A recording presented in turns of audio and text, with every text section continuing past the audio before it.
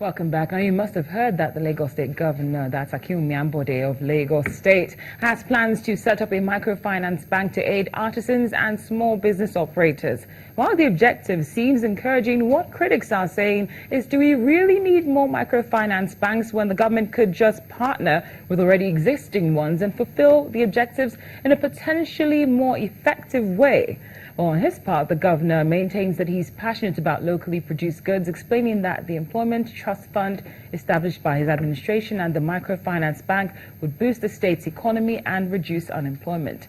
Joining us to answer questions regarding this is the Channels TV business editor, Bosun Omofai. Bosun, thank you very much for joining us. Good afternoon. Good afternoon. Yes. Do we really need more microfinance banks?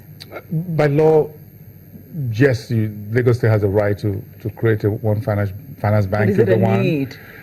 Well, the state's done a 25 billion a trust fund that's aimed at making sure that artisans, small-scale enterprises, those who are in retail business and all that will have access to that 5-year fund that will go, I think about 5 billion will go into that every year over a 5-year period.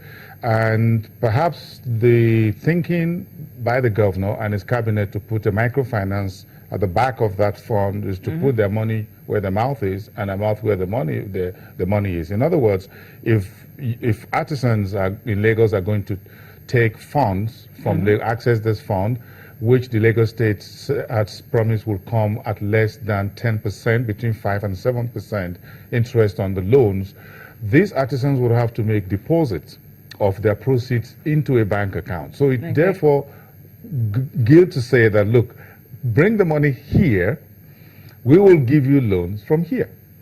Therefore, the Lagos State will have access to the fund, that they can control that, which also makes some sense. Again, you need to know who's taking your money, and if they're making proceeds because they've taken funds from Lagos, you don't want them to take you to ABC, XYZ microfinance banks or other commercial banks in Lagos. So I think perhaps one of the preconditions for those that will be part of the Lagos 25 billion endowment fund for small, medium enterprises will be you need to have an account with this particular microfinance bank. What were the issues with the other microfinance banks that prompted this move?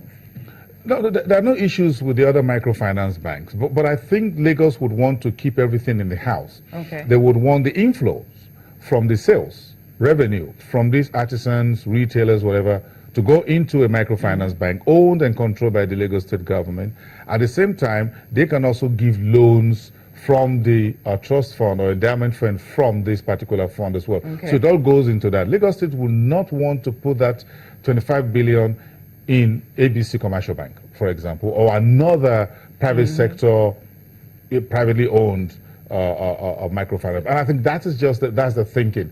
But some of the critics had been, well, fine, if you're creating another microfinance bank, then maybe there's a need for another board of directors, director generals, you have to pay salaries, recruit more people and things like that. So it's a good idea, basically.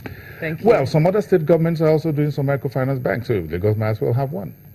Well said. That's from our Channels TV business editor, Bosun Omofai. Thank you so much. We'll watch it. Let's see how it goes. And finally on Network Africa, Zimbabwe President Robert Mugabe has marked his 92nd birthday with private celebrations, while a massive event is planned for next week amid the country's widespread drought.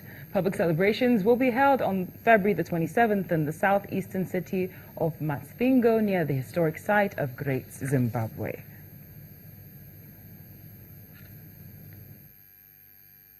Regime change here, there will always be the people of Zimbabwe in control.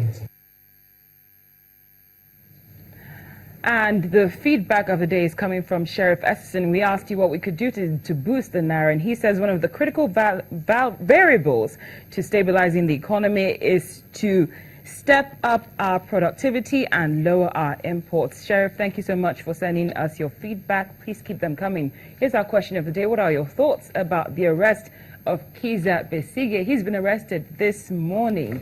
Send us your feedback either via email or Twitter. The address and handles are right there on your screen. Thank you so much for watching Network Africa on Channels Television. I'm Cynthia Are.